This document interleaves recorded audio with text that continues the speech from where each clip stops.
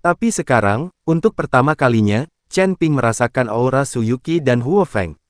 Dia sangat akrab dengan aura mereka berdua.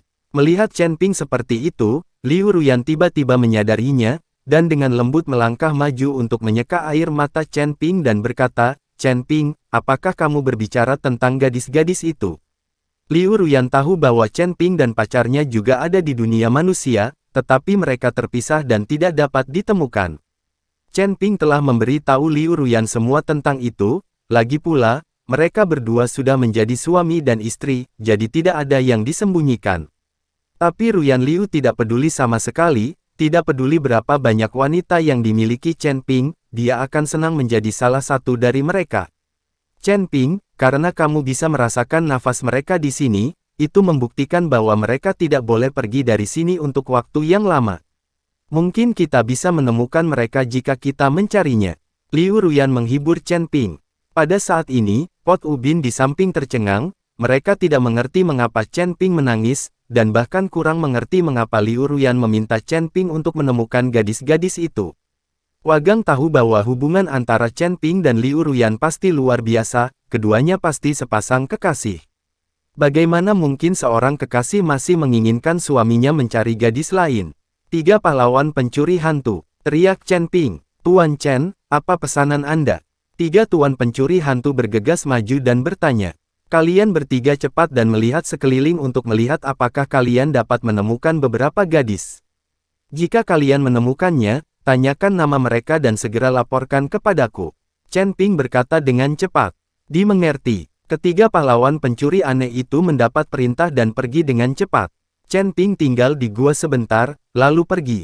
Dia tahu bahwa tinggal di gua bukanlah pilihan. Dia masih perlu menemukan harta karun itu. Yuqi, Huo Feng, kamu di mana?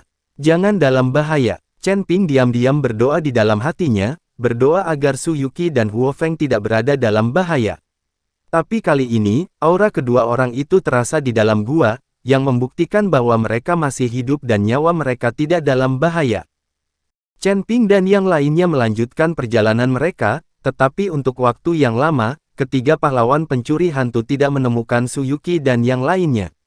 Chen Ping hanya bisa memilih untuk beristirahat, dan menunggu kabar dari 3 pahlawan.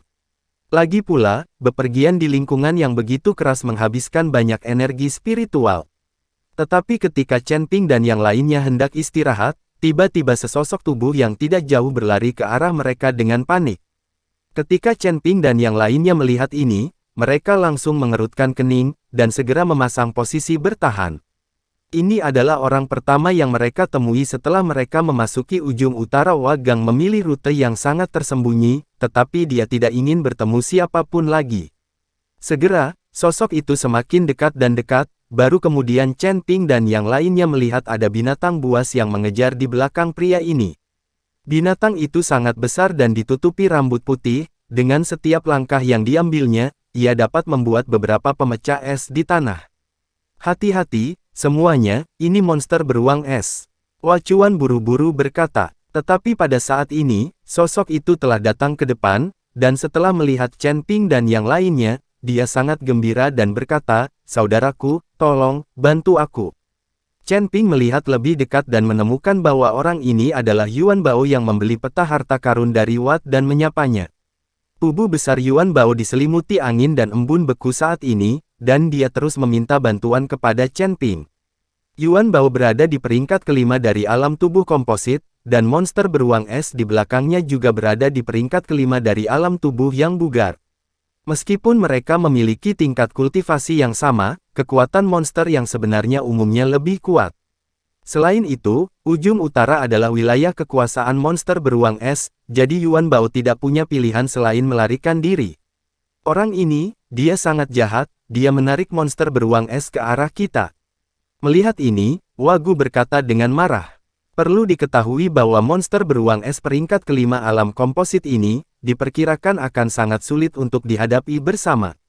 Lagi pula, orang-orang ini tidak kuat, dan tidak ada yang melampaui peringkat kelima dari alam tubuh yang kompatibel. Saudaraku, selamatkan aku, selamatkan aku. Berlari di depan Chen Ping, Yuan Bao berkata dengan terengah-engah.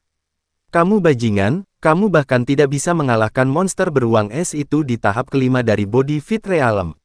Sekarang datang ke sini dan biarkan kami yang tidak sekuat kamu menyelamatkanmu. Apakah kamu tidak mencoba menyakiti kami dengan sengaja? Wagu berteriak pada Yuan Bao dengan sangat tidak puas. Yuan Bao tersipu, lalu memandang Chen Ping dan yang lainnya, dan menemukan bahwa mereka semua berada di peringkat kedua dan ketiga dari alam fusion, dan tidak ada yang mengungguli dia. Maaf, aku akan memancing monster beruang es itu pergi. Yuan Bao meminta maaf, lalu tiba-tiba mengayunkan telapak tangannya, melecut angin dan salju, lalu berlari ke arah lain. Kakak Yuan, menjauhlah. Kamu bukan lawan dari monster beruang es ini.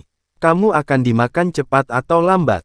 Biar aku yang menanganinya. Chen Ping memanggil Yuan Bao untuk berhenti. Kamu, Yuan Bao tampak bingung, bagaimana mungkin Chen Ping, yang berada di tingkat kedua alam kombinasi tubuh, mengalahkan monster beruang es di tahap kelima alam komposit tubuh. Terlebih lagi, di tanah paling utara ini, monster beruang es masih memiliki bonus kekuatan, dan Chen Ping bukan tandingannya. Saudaraku, aku menghargai kebaikanmu, tetapi dengan kekuatanmu, aku khawatir monster beruang es akan membunuhmu dengan satu tamparan. Cepat dan lari untuk hidupmu juga. Seperti yang dikatakan Yuan Bao, dia berlari ke samping.